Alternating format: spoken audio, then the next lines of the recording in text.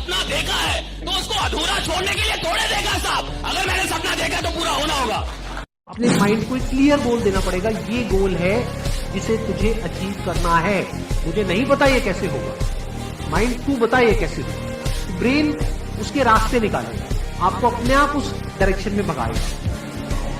इस दुनिया में ज्ञान से बड़ी चीज है सोच। ज्ञान उसके लिए काम करती है जिसकी सोच बड़ी होती है। जिसकी सोच बड़ी होती है, ज्ञान वाले काम करते हैं उसके लिए। उनको सचिव बना दिया जाता है कि आप सेक्रेटरी रहिए। किसके? नेता के, जो खुद ही अनपढ़ है। उसको सचिव मिला है एक आईएएस। आईएएस कौन है? पढ़ा लिखा आदमी। सचिव है, सेक्रेटरी है उसका। सेक्रेटरी समझते हैं ना, सहायक है। आप समझ रहे दुनिया बनी कैसे की? दुनिया बनी है सोच वालों के लिए, ज्ञान वालों के लिए नहीं। सोच वालों के लिए दुनिया बनी। सोच कौन सकता है? बड़ा सोच सकते हैं कि नहीं? बड़ा सोचने में डर तो नहीं लगता? बड़ा सोचने की हिम्मत है कि नहीं? बड़ा सोचने का जिगरा है कि नहीं? भैया 500 लोग 5 लाख सोच पा रहे कि नहीं? 1 करोड़ सोच पा रहे कि नहीं? दिन का 2 लाख सोच पा रहे। और सुनो, जो सोचेगा उसको दिया जाता है, जो सोच ही नहीं सकता उसे मिलने का कोई प्रश्न ही नहीं उठता। एज मैटर ही नहीं करता। ये मैटर नहीं करता कि आपका उम्र क्या है, आप कब शुरू कर रहे हैं। ये मैटर नहीं करता आपका एजुकेशन क्या है। ये मैटर नहीं करता आप काले हैं कि गोरे हैं, अंग्रेजी आती है कि नहीं आती, परिवार संपन्न है कि नहीं। एक ही चीज मैटर करती है, साला खुद पे भरोसा है कि नहीं। और वो किसी भी उम्र में हो जाए, कोई फर्क नहीं पड़ता। जॉर्ज बर्नार्ड शॉ 90 साल की उम्र में पेड़ से चढ़कर गिर गए। पेड़ पे चढ़ते चढ़ते जॉर्ज बर्नार्ड शॉ, बहुत बड़े आदमी, 90 साल की उम्र में पेड़ से गिर गए, हड्डी टूट गई। तो किसी ने बोला, भाई साहब 90 साल की उम्र में पेड़ पे चढ़े? बोला 90 साल हो गया, आज तक पेड़ पे नहीं चढ़ा, सोचा चढ़ के देखता हूं कि होता क्या है। कोई भी एज कम नहीं है कुछ भी नया करने के लिए। आप कुछ भी कर सकते हैं, कोई एज मैटर नहीं करता, एजुकेशन मैटर नहीं करता। आप कौन से गांव से आते हैं, कौन सा गांव है एपीजे अब्दुल कलाम का, कहां से निकल के आदमी। और ये कहानियां नहीं है, ये सच्ची घटना है। ऐसा एक स्टोरी नहीं है, ऐसा मैं दर्जनों कहानियां सुना सकता हूं कि आदमी ने जब अपने ऊपर भरोसा किया, कायनात उसका मुकद्दर बनाने में लग गई। बाय मिस्टेक चैंपियंस पैदा नहीं होते। बाय मिस्टेक नंबर 1 एथलीट्स पैदा नहीं होते। बाय मिस्टेक कैरिस्मेटिक लीडर पैदा नहीं होते। ये बाय मिस्टेक नहीं होता साहब, ये बाय प्लानिंग होता है। पूरी प्लानिंग होती है इसके पीछे।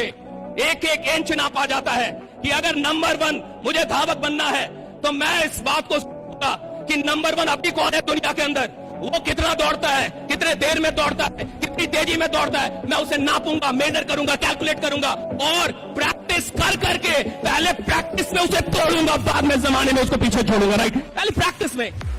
मैंने लाइफ में बहुत बार बेटा, बहुत बार हार देखी है, पर लाइफ में खुद को कभी भी मैंने फेलियर नहीं माना है।